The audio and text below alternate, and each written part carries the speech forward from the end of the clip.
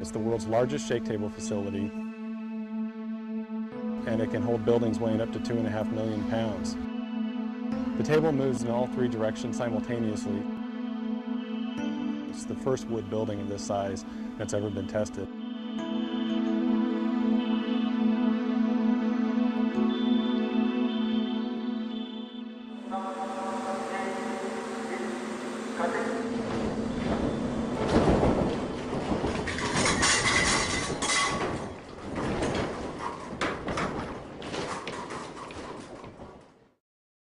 The entire project is called the Niecewood Capstone Test, a project funded by the National Science Foundation. The project is led by Colorado State University, and Simpson was a close technical collaborator. The popularity of mid-rise wood frame construction has soared in urban areas, and so there's not a lot of information on how to design those types of structures.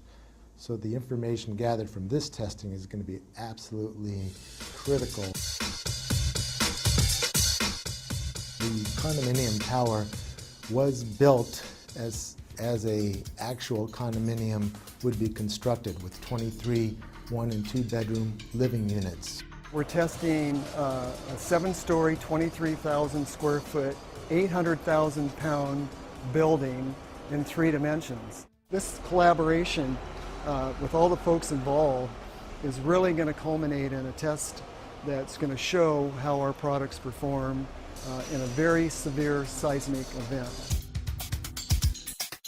The forces of an earthquake on a structure of this size create a lot of secondary forces inside of the building, and the only way to hold those forces together is with connectors such as the ones that Simpson Strong Tie makes and provides. In this building, we have a wide variety of Simpson Strong Tie products, from large hold-down rods that run 7 stories up to the roof, known as ATS, or Anchor Tie-Down System.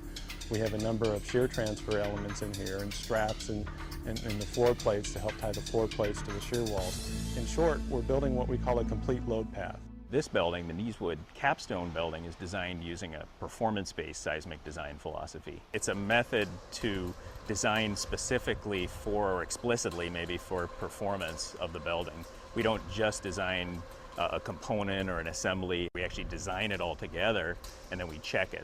And performance-based design allows us, if we know enough about how the building reacts, to actually select what level of damage we want to see in the building during an earthquake. We're doing a series of tests on this structure so that we can incrementally increase our knowledge as to how the building is responding at different levels of shaking. We're not only going back and forth, side to side, but we're going up and down as well. So we're getting all of the vertical accelerations and lateral accelerations exactly like that Northridge earthquake, but times 1.8.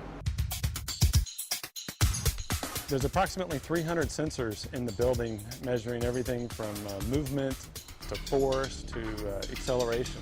Once that data and information is gathered, then it can be used to develop new design procedures and new construction methods. So we're able to take what the engineers have modeled, compare it to how the building actually performed, and that's going to give us a lot of great data for years and years to come. What we're really doing here is we're demonstrating that you can build a 6-story or even a 7-story possibly wood structure in a high seismic zone and have it perform how you want. It's safe, it's cost effective, and frankly they're very little damage. Really, for 5% or less in your construction material costs in the beginning of the building, you can not only save the occupants of the building, but you can also save the structure. This test will change the way light frame wood is designed over the next 10 years. We've invited several key engineers from across the country, building departments. There's folks from all over the world coming to see this. When you see an actual test, the impact that has on you is so significant that it really makes you think twice about what you put down on paper.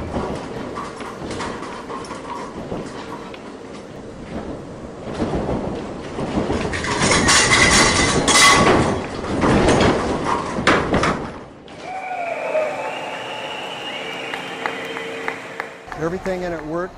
There was minimal damage to the inside of the building, minimal damage to the outside of the building.